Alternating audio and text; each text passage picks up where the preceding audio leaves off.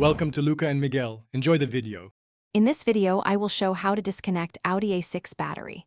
Locate the battery and remove any trim or covers to access the terminals, then put on gloves and eyewear. Loosen the negative terminal first with a 10 mm wrench, then remove the positive terminal. Keep terminals clear of metal and store bolts safely.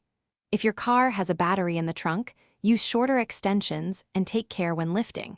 Start by loosening the negative terminal clamp using a 10 mm wrench and slide it off the post, then tuck it away to prevent contact. Next, loosen and remove the positive terminal clamp, taking care not to let tools bridge terminals. If a battery hold down is present, remove it and lift the battery straight up using both hands. Clean corrosion from clamps and posts before reinstalling a new or charged battery.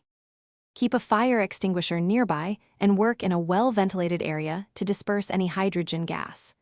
Avoid touching both terminals at once and never rest tools across the battery top. If acid contacts skin or eyes, rinse immediately with plenty of water and seek medical attention. When lifting, use correct posture to protect your back and ask for help if the battery weighs too much. Thanks for watching and please subscribe. It's the best investment you'll ever make.